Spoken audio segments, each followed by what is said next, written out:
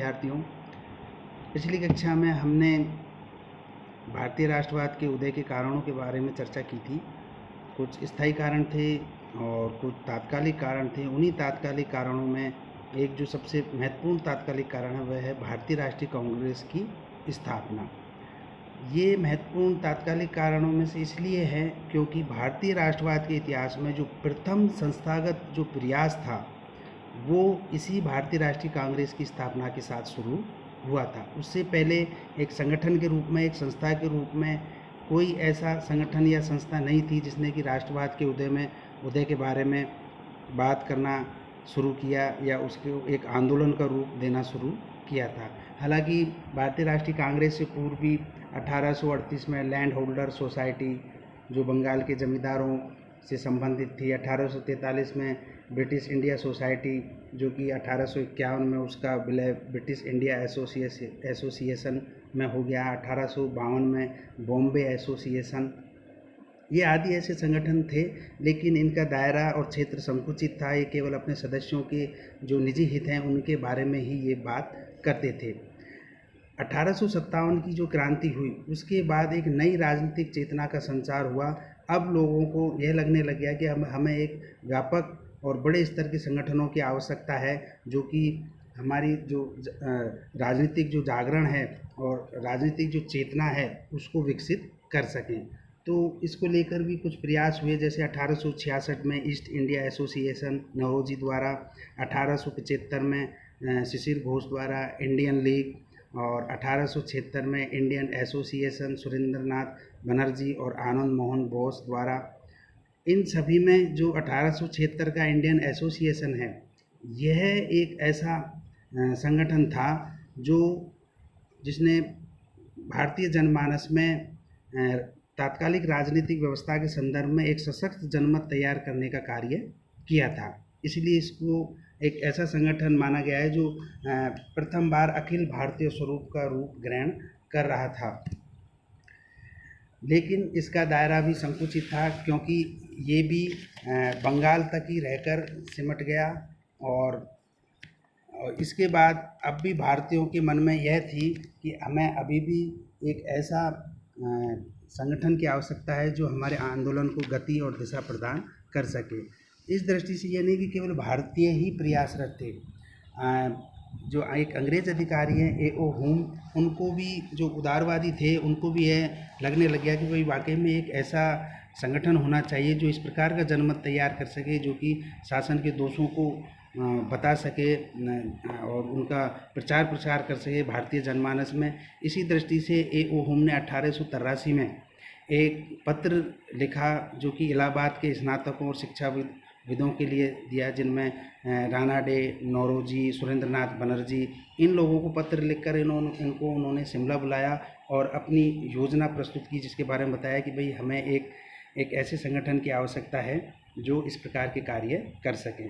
इसी के प्रयास में 1884 में इन्हीं लोगों ने एक इंडियन नेशनल यूनियन नामक एक देशव्यापी संगठन की स्थापना की जो 25 दिसंबर 1885 को भारतीय राष्ट्रीय कांग्रेस के रूप में या उसके नाम के रूप में स्थापित हुआ।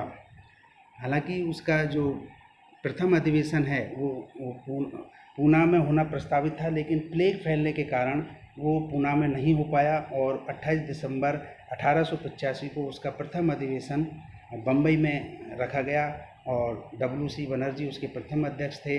और यहाँ रखने के साथ ही इसके जो उद्देश्य थे उनको यहाँ निश्चित किया गया और उनमें से जो प्रमुख जो उद्देश्य थे उनमें ये कि भारतीयों के मध्य परस्पर संपर्क एवं मित्रता को प्रोत्साहन देना, राष्ट्रीय एकता की भावना को विकसित करना, देश में जो धर्म, वंश और प्रांत संबंधी जो विवाद हैं जो कि क्षेत्रीयवाद को प्रोत्साहित करते हैं उन सबको समाप्त करके एक राष्ट्र निर्माण की भावना को विकसित करना था।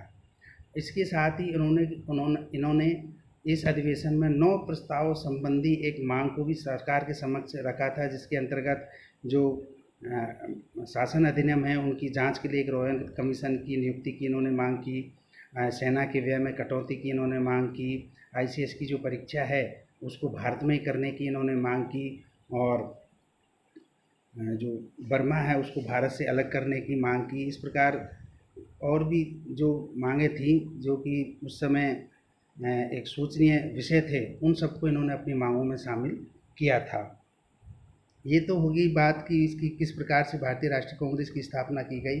अब आपके पाठ्यक्रम के अनुसार कि भारतीय राष्ट्रीय कांग्रेस की स्थापना से संबंधित जो विवाद हैं वो विवाद कौन से हैं, तो इसकी स्थापना के संबंधित दो विवाद हैं। वो है एक तो सेफ्टी वॉल्व का सिद्धांत या अभय द्वीप की धारणा का सिद्धांत, जो कांग्रेस को एक अभय द्वीप के रूप में स्थापित करता है। और अभय द्वीप किसके लिए, कि ब्रिटिश शासन को जागरूक करने के लिए या सचेत करने के लिए एक ऐसा राजनीतिक संगठन है जो संभावित राजनीतिक असंतोष की लहर से ब्रिटिश शासन को अवगत करा सके। और अमेरिका और इटली द्वारा अपनाए गए जैसे सशस्त्र विद्रोह, जैसे रूप के विद्रोह यहाँ भारत में स्थापित न हो सके, इस दृष्टि से इस कांग्रेस की स्थापना की है जो कि ब्रिटिश शासन को ये आगाह कर सके। अब जब हम देखते हैं कि इस प्रकार की जो सिद्धांत है, जो अभय द्वीप का सिद्धांत है, उसका समर्थन करने वाले जो प्रमुख विचारक हैं या जो विद्वान हैं वो हैं लाला लाजपत राय, जिन्होंने अपनी बुक यंग इंडिया में कहा कि कांग्रेस लॉर्ड डफरिन के दिमाग की उपज है। वहीं रजनी पाम दत्त, उन्होंने अपनी पुस्तक इंडिया टुडे में कहा कि कांग्रेस की स्थापना कोई एकाएक घटना नहीं थी, वो पूर्व में नियोजित ब्रिटिश शासन की सोची समझी चाल थी। तो एक सिद्धांत तो ये हो गया सेफ्टी वॉल्व का सिद्धांत। दूसरा वो सिद्धांत है जो भारतीय राष्ट्रीय कांग्रेस को एक राष्ट्रीय संस्था के रूप में स्थापित करता है, और उसके समर्थक हैं एनी बेसेंट, जो ये मानती हैं कि कांग्रेस की स्थापना भारतवासियों के हितार्थ के रूप में हुई है, और ऐसा संगठन जो भारतीय राष्ट्रीय कांग्रेस की बातों और उनकी जो समस्याएं हैं उनको ब्रिटिश शासन से अवगत करा सके। इसी दृष्टि में जो 17 जो प्रमुख लोग हैं उन्होंने मिलकर भारतीय राष्ट्रीय कांग्रेस की स्थापना की है। इस प्रकार कांग्रेस की स्थापना कोई एक दीर्घकालिक प्रक्रिया का परिणाम थी।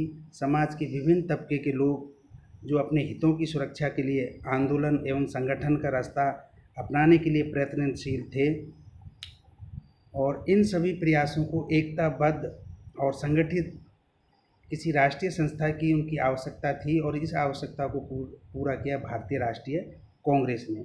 तो हम कह सकते हैं कि इस प्रकार कांग्रेस किसी एक व्यक्ति के दिमाग की उपज बिल्कुल भी नहीं थी, बल्कि ये अनेक व्यक्तियों, संगठनों और उन्हीं के सम्मिलित प्रयासों एवं भारतीयों के अंदर जाग रही राष्ट्रवादी भावना का स्वाभाविक प्रतिफल थी। और जैसा आपको पता ही है, अपने 62 वर्ष के इतिहास में 1885 से लेकर 1947 तक इसने इसी दृष्टि से और इसी दिशा में कार्य किया, और आखिरकार भारत को अंग्रेज़ों की गुलामी से मुक्त करवाया था। आज के लिए इतना ही, धन्यवाद।